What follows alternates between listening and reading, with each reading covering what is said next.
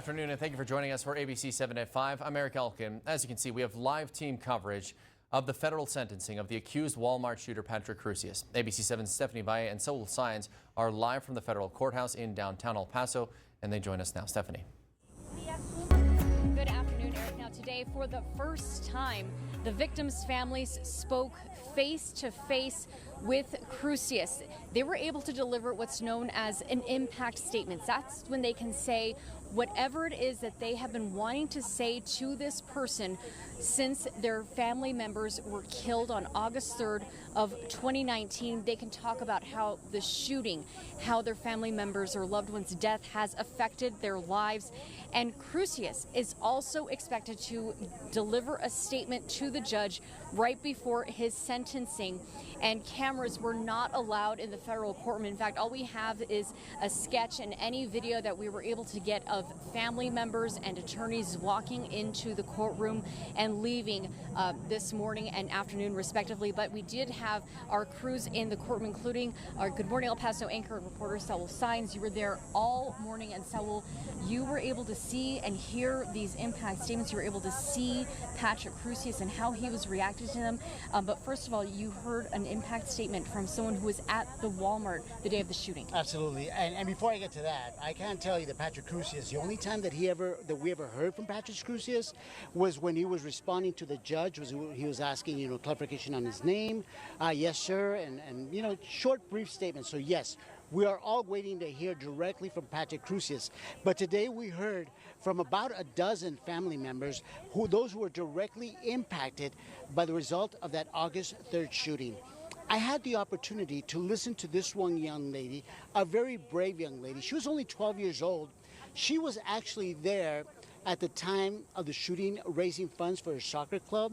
And she talked briefly about what happened to her, how she fled the gunfire, how her coach was shot, and how her own father was actually shot. And she had some really strong words.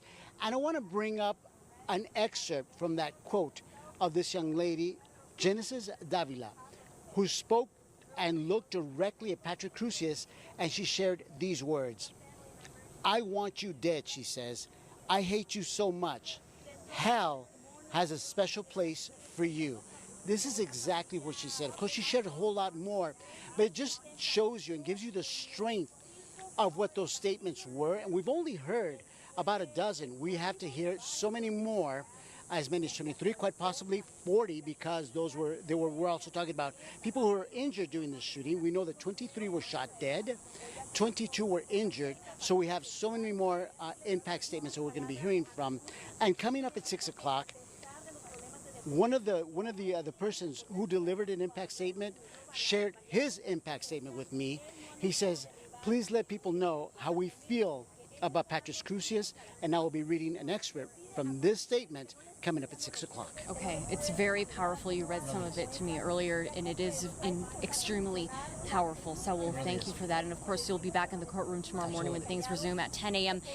Again, it was a day full of emotion as so many families were in the courtroom. So many people who lost a loved one during the Walmart shooting were in the federal courtroom, which is behind me. And a father who lost his daughter spoke to ABC 7 before the hearing. Let's hear from him.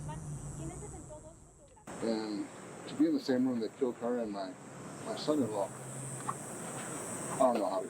There's no way you can put it into words. There's nothing you can say or do. It's sad because he lives no matter what justice is. I don't think there's a way you can put it into justice in essence, because he lives on it and you lose a life. And my kids, my grandkids, I call my kids because we raise them.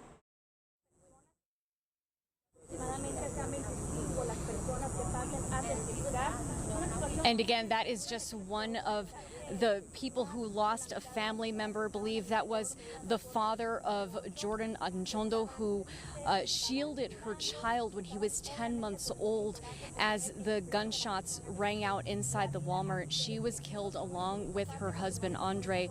And again, that is the father of Jordan who spoke today. A really terrible situation as they left 3 children behind. Now, Dean Margo, who was the mayor at the time of El Paso, he also spoke spoke to us. He was here at the courthouse, and he spoke to us before the hearing began.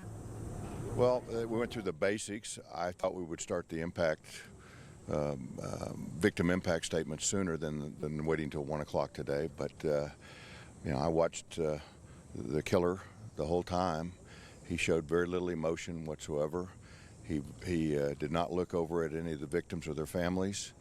And this is a tough time for El Paso and our region. And I actually spoke to DeMargo as he was leaving the courthouse this afternoon, shortly after the hearing ended around 3 o'clock. He said he wasn't even sure if he was going to be able to be in the courthouse because hearing all of the victim impact statements was very difficult for him, as you can imagine, for anyone to be in that courthouse, in that courtroom, to hear these statements delivered. I want to give you a timeline of how things unfolded from the moment of the tragedy to the burial of the last victim. Now, on August 3rd, 2019, at 10:39 in the morning, the first 911 calls came in reporting the shooting. At 11:06, the suspected shooter was arrested 27 minutes after incalculable damage was done. On August 5th, police released the names of the 22 people who died at the time of the shooting. August 8th, the first shooting victim's funeral was held in Juarez. And on August 14th, a citywide memorial service was held at Southwest University Park. On August 17th, the funeral of Margie Record captured the hearts of many across the country after her widower invited the entire community to the funeral. And so many people attended that the line to get inside the church wrapped around the block.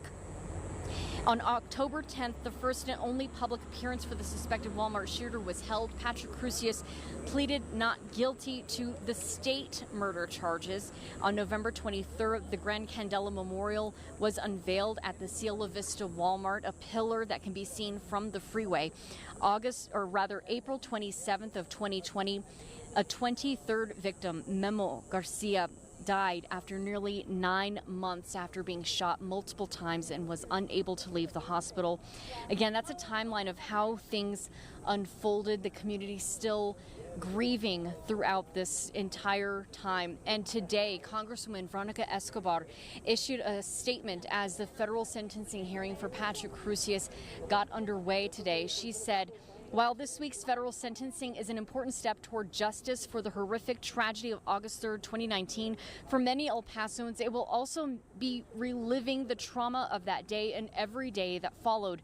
Many of the survivors still live with significant physical and emotional pain and unfair financial burdens. The victims' families still grieve the loss of their loved ones, and the racist motivation behind the hateful attack remains incomprehensible.